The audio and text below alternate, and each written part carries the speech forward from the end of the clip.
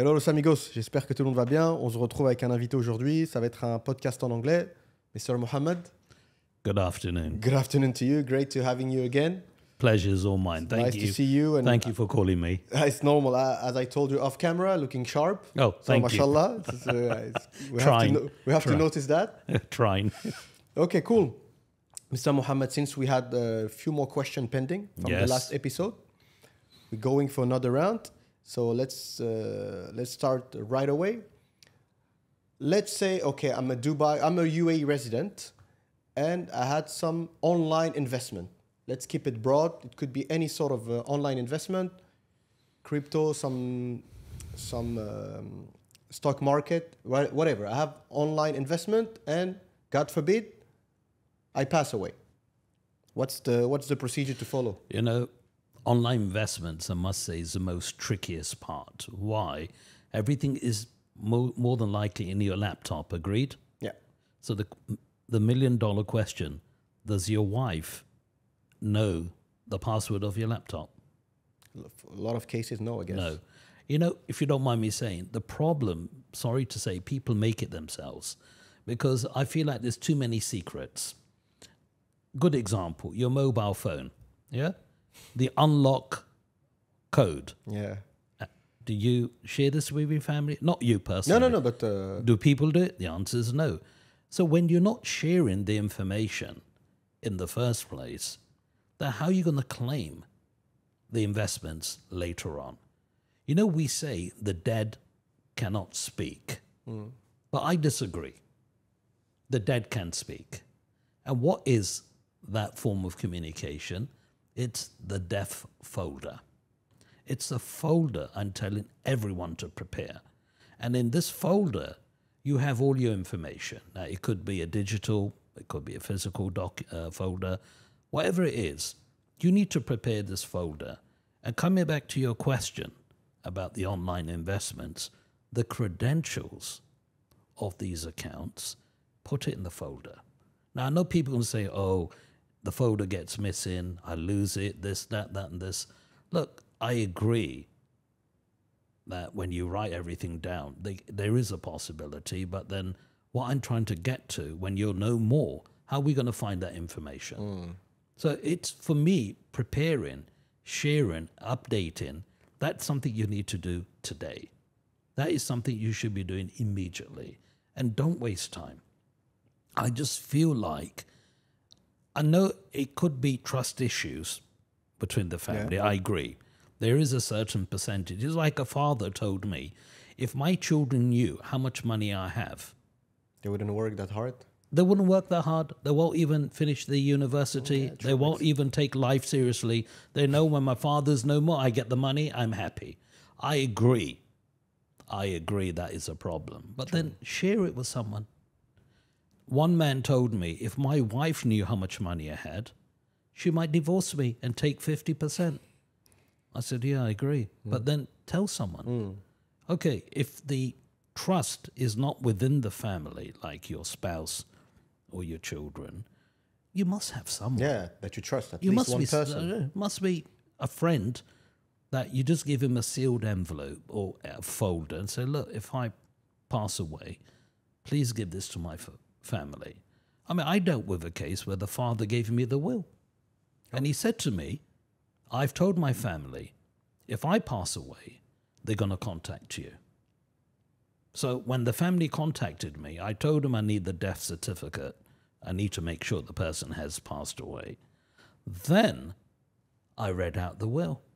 It was like a typical movie scene where you have a boardroom and the person reading out the will and the family listening and I'm giving the information. It happens in real life. But what I'm trying to get to, having that folder, having the information, this is something you should be doing today. Now comes to the next question. What is in the folder? Yeah. I can give you a list of documents. Number one, the will. Yeah, the most important. Yeah, obviously, yeah. Now, before we continue, don't put that folder in the locker account. Okay.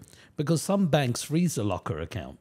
You told me that. Yeah. So you imagine if the locker is blocked and the folder's there, how are you going to retrieve the information? Usually the bank freezes the account the second they hear like the death, or it's because there is a mortgage going on or loan? Look, at the end of the day, there isn't like I would say, a set system. All I say is when they are informed. Now, how do they get informed? If you're working for a company, like you're working for one of the blue chip companies here, they'll have an HR department. HR has an obligation to inform the bank if an employee leaves the company or if an employee passes away. So the communication between the HR and the bank in terms of the information they give is up to the department when they give that information. I have no control. You must remember the will is there to unblock the account. Now, if there is a window where the bank doesn't know, you take the money out, you take the folder out, you do what you like, that's a different matter. But in reality, people are not thinking straight. So imagine the spouse passed away, the surviving spouse is not in the right frame of mind. But let's assume that person is. Then yes, take the money out, take the folder out. What I want you to understand, when the bank is informed, they push the button, they freeze everything. Yeah, of course, yeah. So HR is one way. Second, if you have a loan or a mortgage, you have to tell the bank, because the bank will be collecting the money every month, the installments. So how will they know? So you will tell the bank, my father passed away, or my brother, or my husband, or my wife passed away, whatever it is. The moment you tell the bank that this person has passed away, they block the account and claim the life assurance. Now, when they block account, they block the account, they send a message to central bank. Central bank will send an internal communication to every bank in the UAE. What they do is a different matter. So first is HR. Two is the family telling the bank.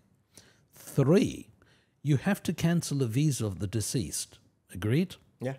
Now, when the visa is cancelled, it has to go through the government departments. Visa, Emirates ID, embassy, immigration, hospital, police. They're all connected. Once your name is in the system, including central bank, they freeze the accounts. So I can't tell you how that window, how long it is. I cannot tell you. The will is there to unblock, but in the interim, it will be blocked. So that's why you should not keep the folder. I say don't keep it in the locker because you need to access it. And the last thing you want is telling the court that the bank froze the locker, the folder's in the locker, I need a court order just to get the will out or get the folder out. Keep it somewhere separate. Keep it safe in a fireproof cabinet or something like that. You told me it could be digital, right? It can be digital. That's up to you because, you have old school, new school. Yeah. So people like our parents might go for the old school one. old Physical school, one, yeah. Physical document. The new generation, they might have a USB, a Google Drive, whatever it is. Just make sure you prepare one. Now, the documents is what I tell people, you need to do this today. You have a will, which is registered in the court. Remember I said the will has to be registered in the court with a court stamp. I will say get the power of attorney as well to be on the safe side. Your title deed, copies, the life assurance attached to the title deed. So you have a mortgage, you've got life insurance. So if you take the mortgage out with Bank A, the insurance will be with company B. So you need both those documents, put it in the folder. Trade license copy, credentials for the online investments, the mulkiya for the car. Everything. Beneficiary form, nominee form, trust form, bank statements, your marriage certificate, children's birth certificates, even the bank statements for the children, for the spouse, your online investments, already said that. Any assets you have outside the UAE, a letter of wishes, a funeral plan if you've prepared one. Put all of this into the folder. Keep updating the folder. Whenever you something new comes into your life, put it in the folder, because that's where people, I'm saying, is making mistakes. They're not sharing that information. Now we say, I said before, the dead cannot speak. Now we got the folder, the dead is speaking, saying, this is my asset, this is my will. This is a marriage certificate. I want the money to go to this person. I want to be buried. I want to be cremated. I want funeral organ donation, body to be repatriated. You know, these discussions, people don't even have it with their family. Yeah, I met a couple, I remembered, and they're both debating and sort of arguing. Husband saying, I want to be cremated. And the wife said, no, I'm going to bury you. And while they were debating, they looked at me and said, you know, we never even thought about this. That's why I say, do it now. Why wait till later? Yeah. So write everything down. Like I said, the dead is speaking. The folder is there. I mean, when I'm dealing with a death case, I don't know what's going on. 9 out of 10 times, there's no information. There isn't even a will. So I don't know how the money should be distributed. Are you going to bury or cremate the person? Are you repatriating the body? Was there any personal preferences he has? Where is the beneficiary nominee form? The mulkiyah? Now, we always think the mulkiyah is in the car. Agreed? Yeah. I can never find it. Family can't find it. Wow. Why? Because they don't know where the mulkiyah is. Now, you imagine going to RTA and saying, this person is no more. Can I have a copy of the mulkiyah? They're going to say, who are you? Yeah. Who do we know who's passed away? You know, and then when you go into the court and you're going in, you know, with 20% of the information, what do you want the court to do? You know, I had a case where the husband came to me, being a medical doctor. He told me, as a doctor, as a husband, I would want my wife to live for a very long time, but as a doctor, 3-4 weeks at the most. And he came to me and said that, what should I do, or what shall I prepare? Because there were some businesses and they don't want the business to be affected. In other words, they don't want the company trade license to get blocked or the business bank account to get blocked. So what shall I do? I gave him the details of this folder. So get this information. You know, he got all the documents ready. His wife did pass away. We went to the court, submitted this folder.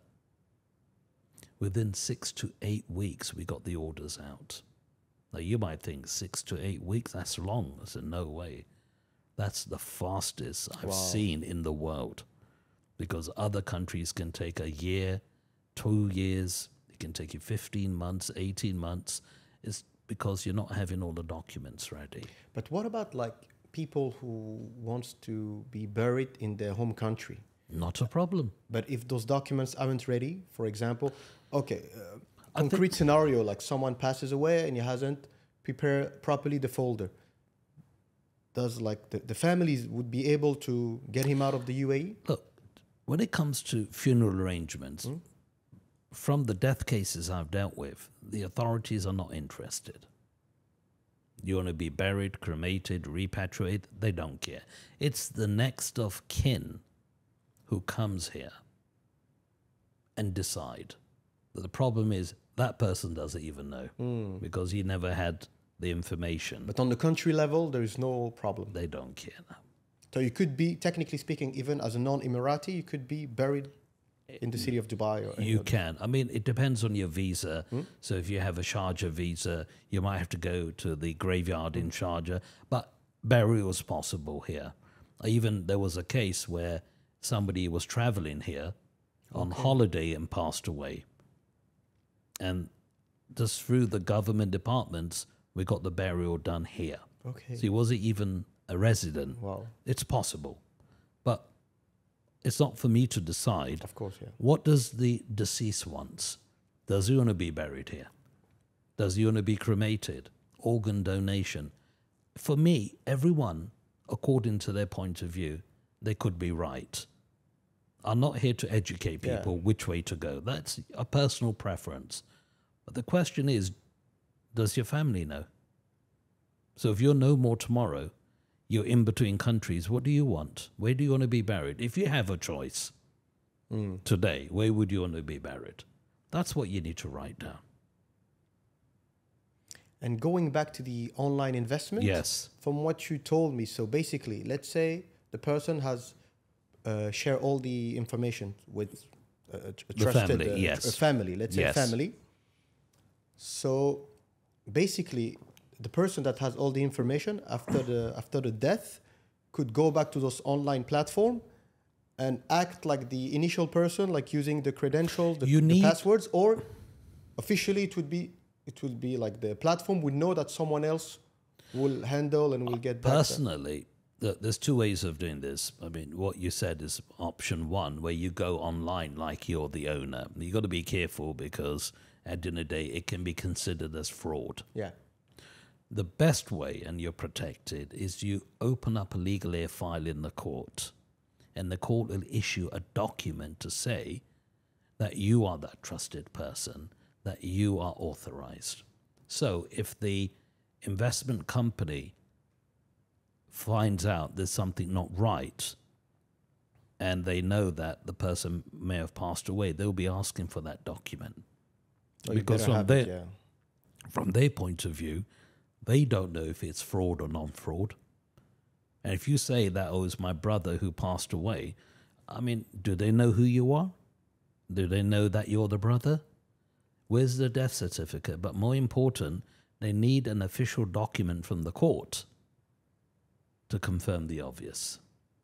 Yeah, because I'm assuming a lot of people will, in the future, will like face those type of situation, because now with the newest generation, a lot of them have like online wallets. You know, they invested in some sort of like. It's going to get worse. Sorry to say, where we are becoming sort of, you know, we are relying on all these online platforms. So I can just say that let's begin with the basics. Have you given the password of your laptop and your mobile to that trusted person? That's simple, but a lot of people because do not. Sometimes, I mean, I know this myself, that when I'm logging into certain accounts, my credentials are already saved on the laptop. So when you're going into your Gmail account, and it will put directly the password and the user and email ID to say yes, and you're in your account. But to get into the laptop, you need to have the password for the laptop first. So look, this is all this technology. I'm not saying I'm an expert. No, I'm just trying to get the basics out of the way. That whatever you have, write it down. You know, something funny. I'm even telling couples, have a dummy run over the weekend. So the husband sit down, he can watch a movie, and tells the wife, write down all my assets. Go into my internet banking. Tell me, make a list, an inventory, what I have with all the credentials. If you look at probability, I'm sorry to say this, the man goes before the woman. It's not rocket science. Yeah. I mean, if you speak to insurance companies, they will tell you the life expectancy of a male is less than that of a female. That's why life insurance is more expensive for the male than the female. And my 20-year plus experience within the UAE, I can say a lot of the men here gift wrap their wives and give them everything. So the husband is the account holder, the credit card holder, the visa holder, the title deed owner, the business account, personal account holder. Wife is secondary everywhere. So who goes first? The husband. Who's struggling? The wife. I've seen this. So I'm telling a lot of the women, go and get your separate visa, get your separate bank account, get your, become independent with your own sort of assets. Make a list, obviously, make your own debt folder. When it comes to this test, dummy run, I'll call it, between husband and wife, it's just take a few hours out, write everything down. So the husband will think the wife is no more, what I need to do, what information I need to dig out. And vice versa, the wife think the husband's no more, so what do I need to do? Have a test and just hope you can get all that information. But for me, The folder's important. Yeah, that's the backbone of That is everything. the backbone for everything. And like you started off this podcast with online investments, that is very important, because I feel like a lot of people slowly over the time are now looking into these platforms. I mean, gold is something people are invested in. So you can go and buy the gold bars, or you can get gold certificates. Yeah. Okay? At the end of the day, it's a gold investment. Agreed? Yeah. Now, you imagine you have the gold bar at home in a locker account or in a safe. Not locker, a safe. At least you know it's at home. Now, no one's going to come and freeze the locker. Yeah, obviously. The safe, sorry, because it's at home. Now, you put those gold bars in a locker account with the bank, they will freeze it. So you need a court order just to get the locker in the bank unblocked. The gold bars at home,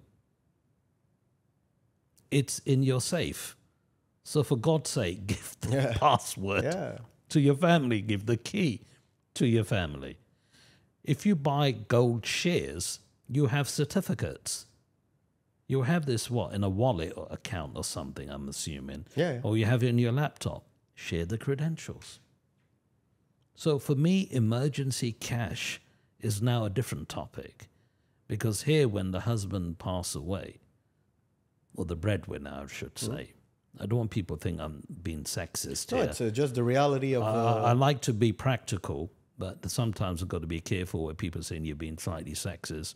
You're always saying the husband died. What about the wife? I say, well, look, I'm not saying women don't pass away. I've had cases. Yeah. But to tell you the truth, the man just picks up and moves on, because he's got the account, he's got the car, he's got the visa, he's got the property, he's got the life insurance, he's got the business. The wife doesn't have anything.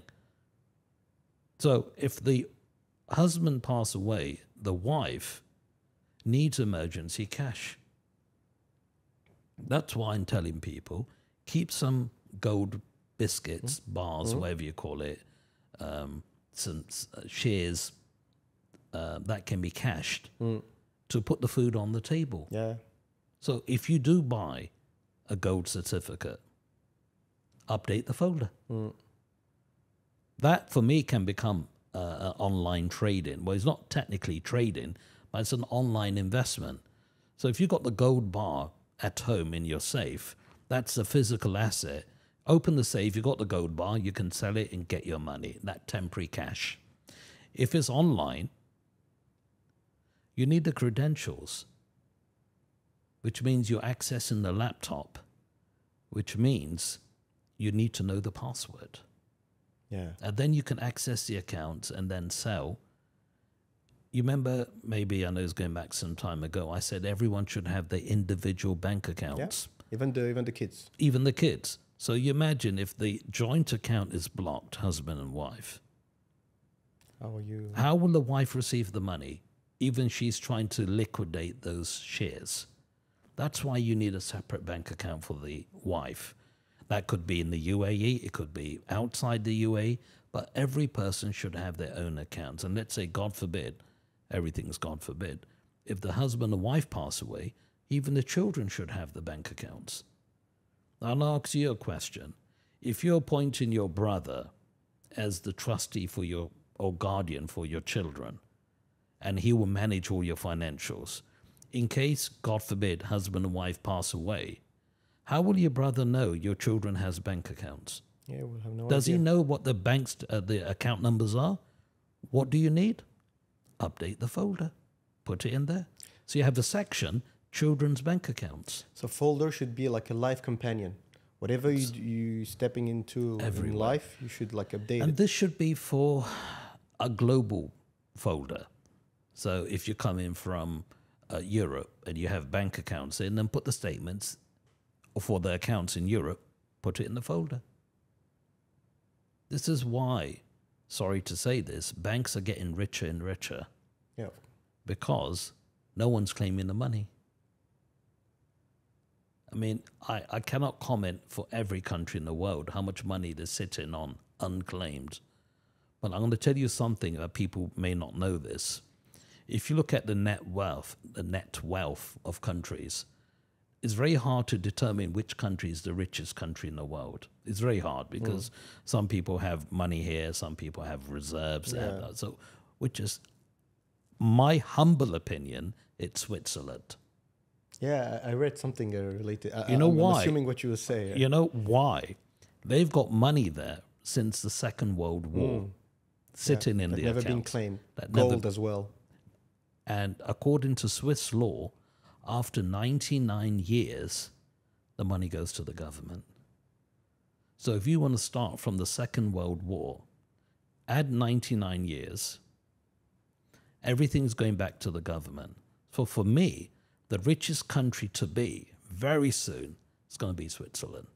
Because how many people, good or bad, I'm not here to talk about that, have put their money there in these numbered accounts, but they don't share the information with the family.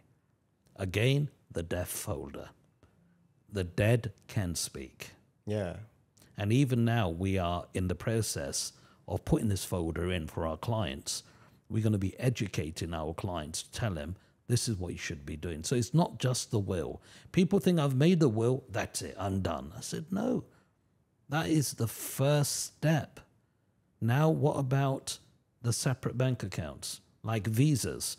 Remember we spoke about visas? Yeah. Golden visas don't get cancelled. Okay. Dependent visas get cancelled. So you imagine if you are, say you're from Canada, good example. If a Canadian national passes away in the UAE, his dependent visas are cancelled. They have to leave the country in 30 days. Forget the will. Forget trying to get them the money from the banks or starting the... Forget the repatriation of the body. 30 days they have to pack up their bags.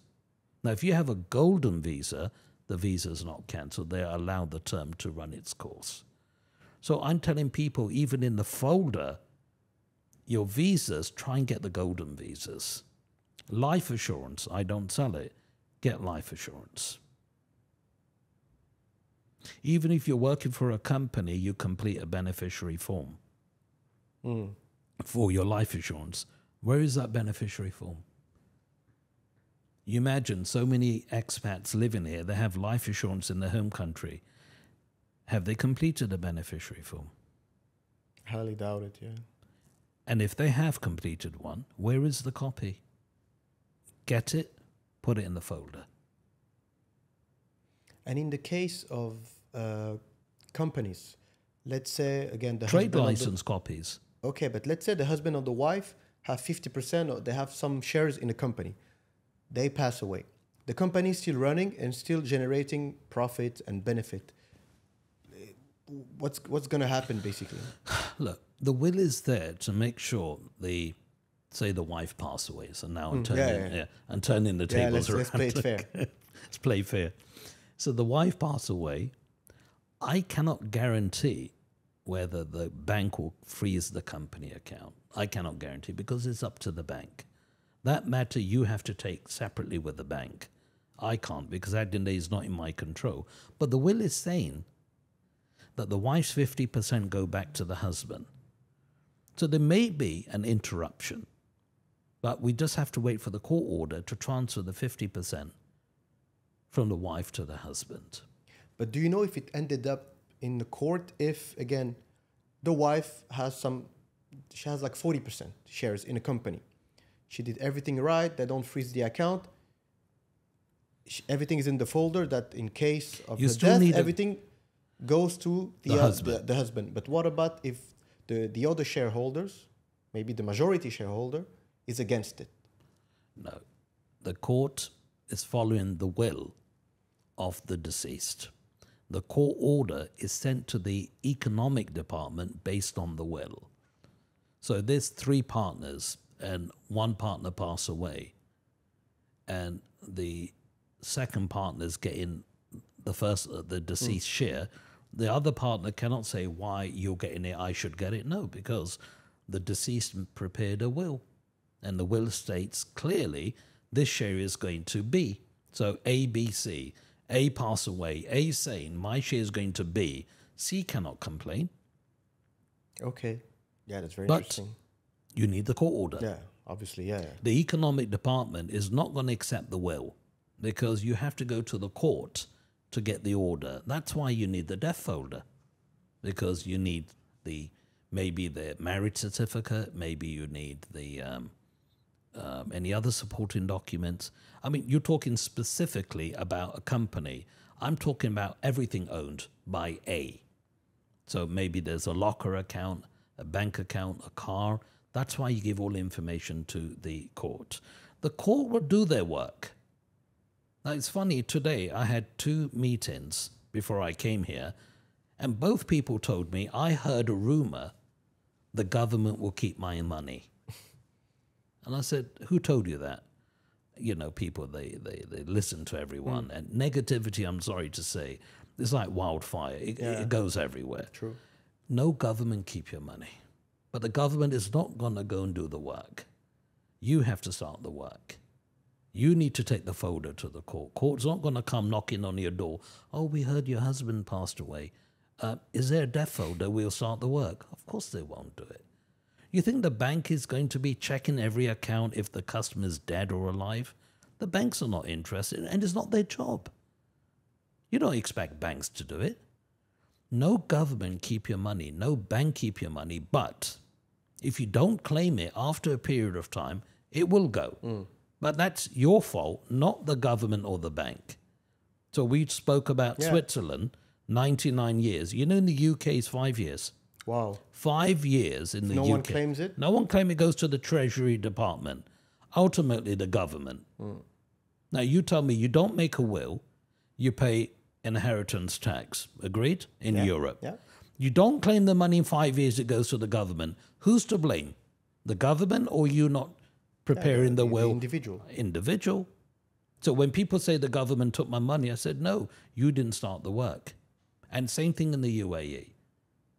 They don't keep your money, but don't expect the court or the bank to go on a witch hunt, checking everywhere where the money is, that they will start the work. No one's going to do it. You have to do it. Well, not you, you're passed away, but that folder, you have to give it to a trusted person, so your spouse. If you're single, you give it to your brother or your friend or your father or your cousin, someone who you trust. Now, if someone says to me, I don't trust anyone, I don't believe, yes, I don't trust anyone, and I don't care what happens to my money, then let him be then. There's nothing I can do. Yeah, that's his choice, basically. It's his choice. There's nothing I can do. Yeah. But you know what I'll say? Choosing is actually a choice, yeah. But you know what I'll say to him? You believe in charity? He said, yes. I said, well, give it to charity then. If you don't have family, or you don't trust your family, or you don't like your family, you're having issues, fine. Give it to charity. Give it to the cancer research. Give it to the Heart Foundation. Give it to children.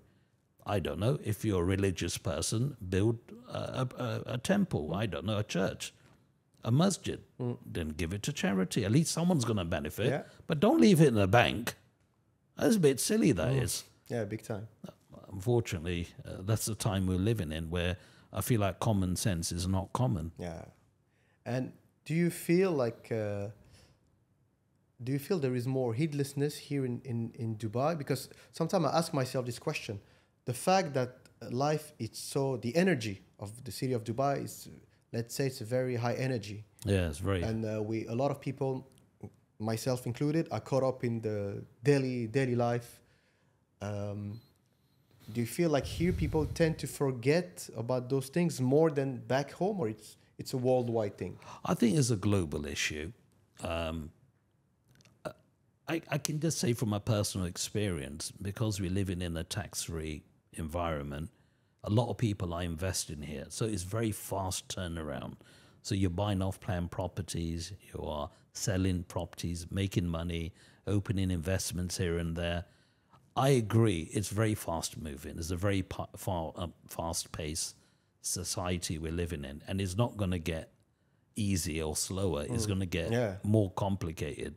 That's why preparing the folder is important. But respectfully, the problems you're going to have here, you're going to have this in every country in the world. So if you go to Europe, don't tell me France don't freeze bank accounts. Yeah, obviously They do freeze it. So when they freeze bank accounts in France, why people don't say that's the Sharia law? They freeze it here, they say Sharia law. So wait a minute, they freeze bank accounts in Canada, in South Africa, Tanzania, Kenya, the Philippines, Spain, Italy. Are you telling me they're applying Sharia law? No. They freeze bank accounts in these countries. Why? Number one, to pay your inheritance tax. Yeah. Okay, pay the money first. Number two, who are the legal heirs? Are you single? Are you married? Are you separated? Who should be getting the money?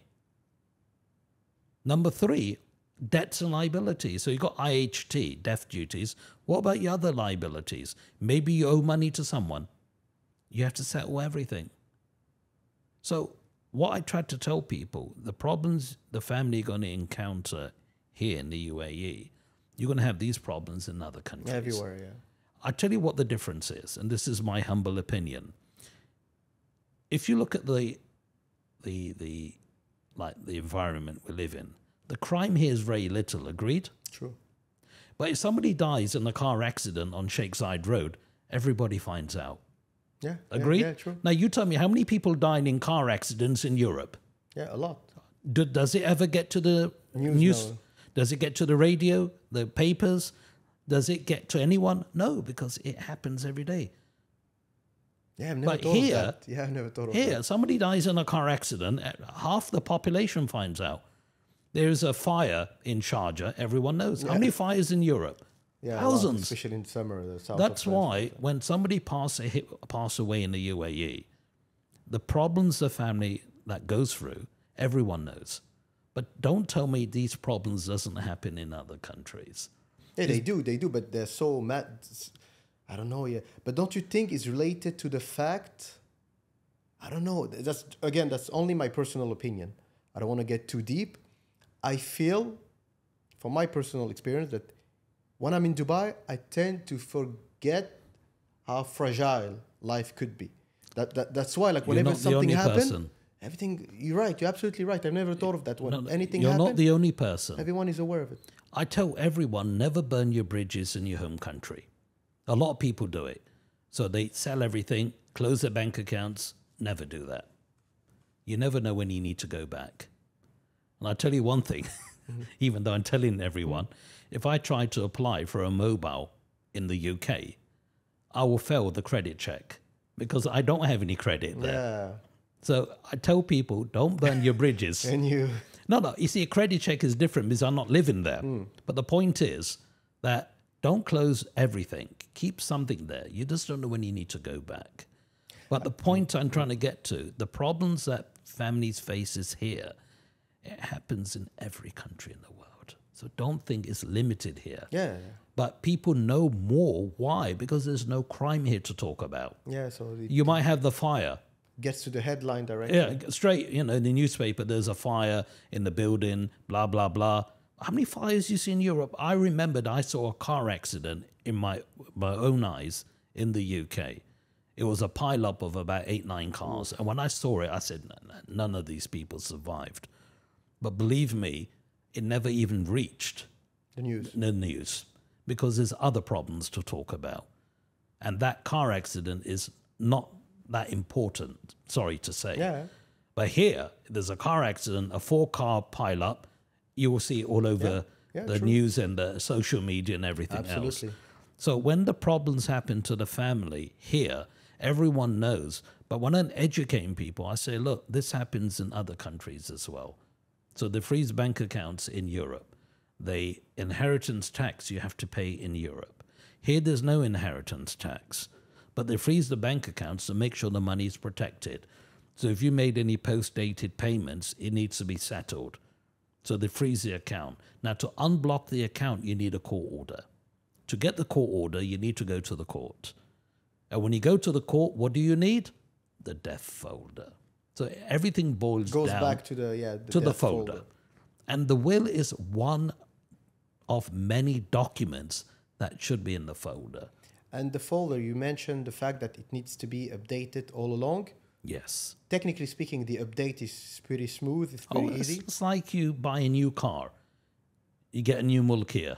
Copy and put it in the folder. That's it. As simple as and that. the old one, just take it out. Oh, okay. You're Very buying easy. a property, off-plan property. You get a sales and purchase agreement. Yeah. Put a copy in there. Write down the details of the agent, who you bought it from, contact name and number. You have life insurance. Where's the beneficiary form? Put it in. You're working with company A. You fill in the beneficiary form. Tomorrow you're company B. So the beneficiary form for company A is finished. Take it out. I'm telling people, even have your employment history in the folder. You might have a pension in your home country. You know, a retirement plan. Where's the documents? Have you got one? Put it in the folder. Because that trusted person is going to claim that money on your behalf tomorrow. But you think it's harder? Again, I don't know. You work in this field in the UK, or you start your career here, yeah? No. I started from the UK and came here. I'm very familiar with the laws of many countries, but I'm not actively doing the work Involved there, yeah. I'm not involved. So you come to me and say, look, I've got properties in Spain. I need something. I said, look, I don't cover Spain. Because the other issue I have is the language. I'm doing English and Arabic for the UAE. Now, if you're doing English, Arabic, and Spanish, I don't know if you know, Spanish translation is very expensive. So I tell people, true. It's not that common. Go and do it yourself in Spain. A client came to me and said, I want a will in English, Arabic, and Russian to cover the assets there. And I said to them that translation is 8,000 dirham from English, Arabic to Russian. And she said to me, 8,000, I can get it done for 2,000 dirham. I said, go and do it then. Because, you know, when you go into the legal translator, they're going to charge you a lot of money, especially for a language that is that is not that common. So I told people, go and do it in the other country. But don't forget as well, in Europe, they do have a concept called forced heirship. So, example, a French national may not be able to give his wife the 100%, because as per the French law, the children take 50%. It's like the Sharia. Yeah. So in Europe, they have forced heirship. Sharia, in a way, is forced heirship that you cannot. It's like you today. You're happily married. Yeah. You meet a woman. She makes a fool out of you, and then you write a will and say, right, I'm taking everything from my wife and giving the money to that woman. You can't do that because, like in Sharia, your wife cannot be disinherited. Your son, your daughter cannot be disinherited. Same thing in Europe. You can't say, I'm giving all the money to my daughter. Because the court says, sorry, your son is also a legal heir. Your wife is also a legal heir. So this concept is called forced heirship. But countries like the UK, you can will everything to the cats and dogs home. They don't care. It's your money. That's why you hear these funny... Yeah, like in the US as well. Yeah, the US is the same thing. So you hear these bizarre stories. Somebody willed everything to the dog or the cat. I know it sounds bizarre. But we've seen it. We've seen it. People do it. It's up to them. Good luck to them. I'm not here to educate them. It's their money. They can do what they like. I'm just saying forced heirship in Europe is usually 50% to the spouse, 50% to the children. Sharia includes your mother and father. So like in Europe, your parents, they're not considered as legal heirs, which is sad, to tell the truth, because your mother and father who clothed you, fed you, sacrificed for you, they don't get anything. So according to Sharia, they do get a slice of the cake. Now, if they don't want the money, good luck. They can say, I don't want anything, let it go to the wife and children. But in Europe, it's 50-50. So that if the wife or the husband want to remarry, they can't take the children's money. The children's money is blocked till they reach off age. But your parents are not legal heirs. Yeah. And the fact that we are in a land of... I mean, a lot of... It tends to change for the past few years. But a lot of people came to Dubai with the idea of staying not permanently, like they're just passing by, you know, like that. Yeah, I said that 21 years ago. Yeah, we all did. Yeah, and I'm still here. Yeah, we all did. But the fact that a lot of people feel like, even though they settle here, they have the kids going to school, etc. But Obviously, they still see themselves as expat. They're here on some sort of a mission. They will leave. Respectfully, this is why they have the golden visas. So now you get a 10-year visa, which is renewable. And I'm sure things will get better. We were talking before the podcast how the country, how the system is evolving. I believe it will get better and better and better. So it will become more medium to long term. However, I still tell people, don't burn your bridges, because it's not if the country is giving you that 10-year visa. Maybe the family say, we've had enough, we want to go back to our home country. I think a lot of people hopefully will benefit from that talk, because I'm facing recently a lot of, in the French politics is pretty rough these days. And especially everywhere, especially towards the Muslim community. There's very big, growing Islamophobia. They're using that like smoke, how you call it? Screen smoke. I mean, we say écran de fumée in French. They're just distracting the public while they're passing some shady laws, etc. And it works anyway. So what I meant by that, a lot of French, mainly from the Muslim community, they start feeling disgusted. So they definitely want to burn the bridges. But that's as you up said, to them. It's up to them. But I also believe that you should always keep a safety net somewhere. But I always say have a plan B. You just don't know when things can happen. I cannot say anything. I only can, like today, tell you what is going on.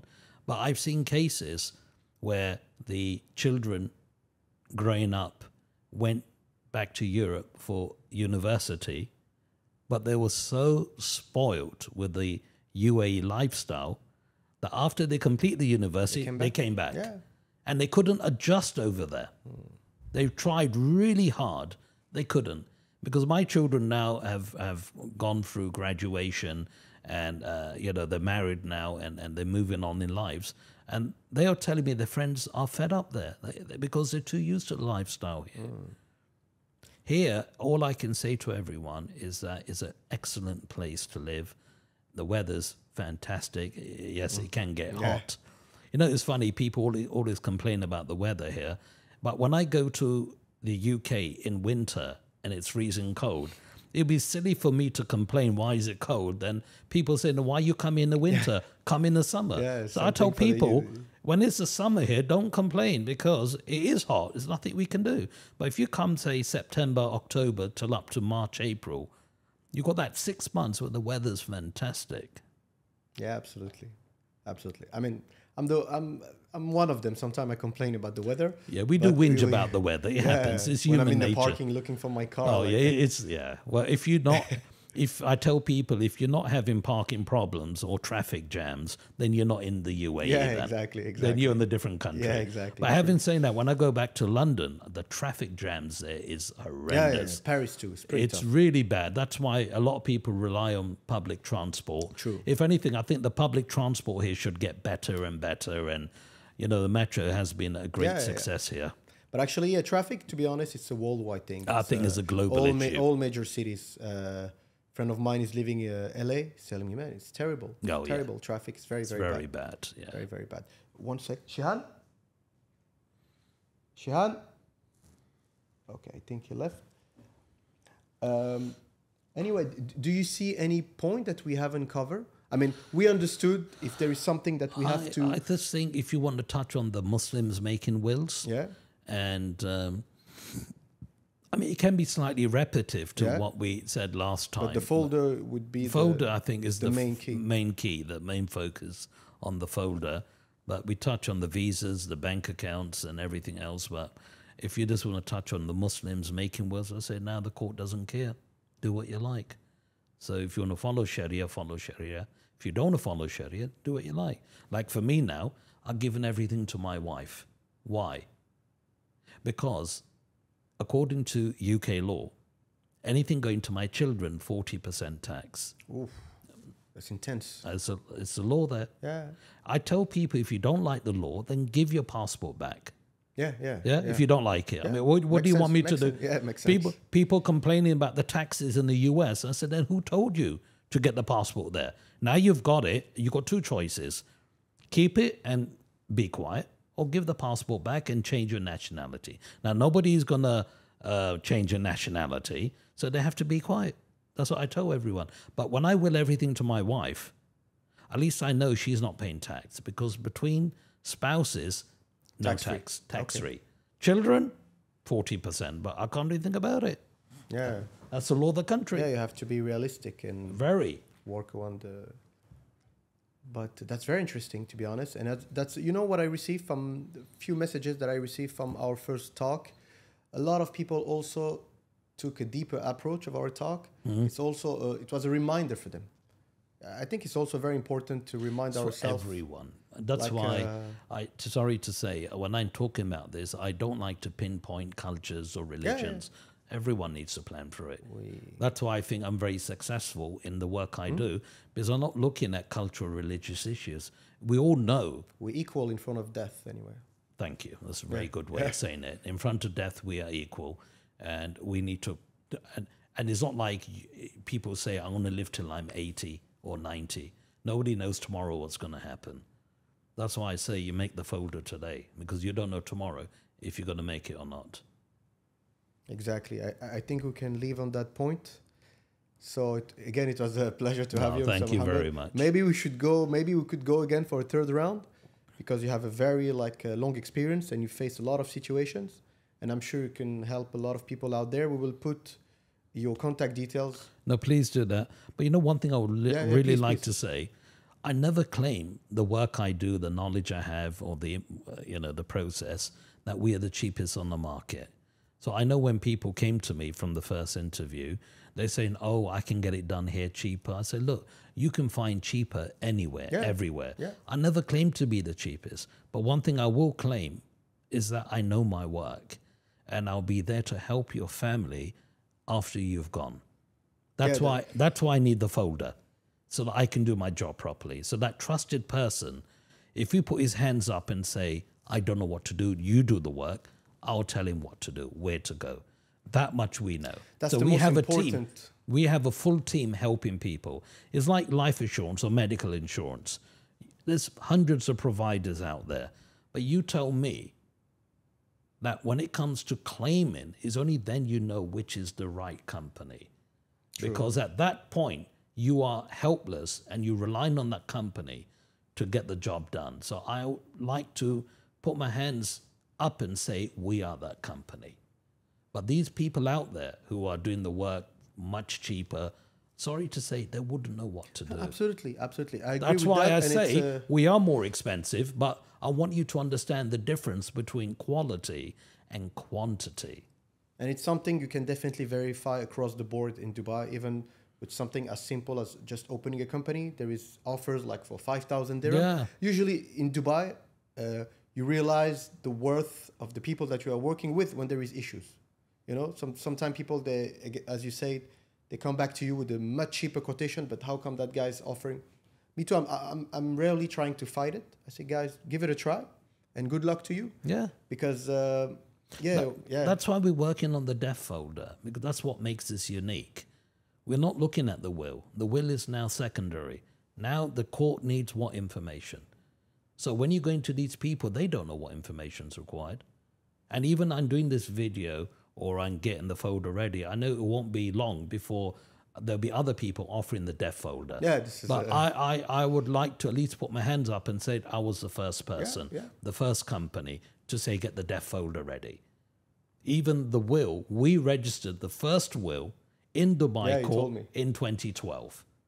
And when I took the client, his name was Chris. I said, Chris, I don't know what I'm going to expect. Fingers crossed.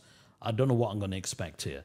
And when he came, he was like in shock how easy, quick, and simple. Because the person who's notarizing the will finally knew what the will is, what he should be doing. He read it and understood it and everything. But what happened over the years is that the template of the will has been circulating the market like a dodgy 100 dirham note. Now, every Tom, Dick, and Harry has got the template, but we personalize it as per your circumstances. So this is why I tell people quantity versus quality. Yeah, you're a pioneer in that field. You're pioneer in the country. I like to believe that, and put my hands up. Yes, we are the pioneers. We know the work. We started it. And with God's grace, we will be there all the time. That's why we have a team. So people ask me, what happens if you're not there tomorrow? I said, look, it's not me. We got nearly 20 people in the office. And when it comes to the death case, I'm not doing it. There's people in the office doing it. But I'm telling you what you need to collect. Yeah, you created the process. So That's regardless it. if But you're here or work, the office is dealing with it. Perfect. Thank you again, Mohammed. You're very welcome. It was a real pleasure again to have you. So No, thank you we'll very see you much. soon, inshallah. Inshallah. Thank you very much. Thank you.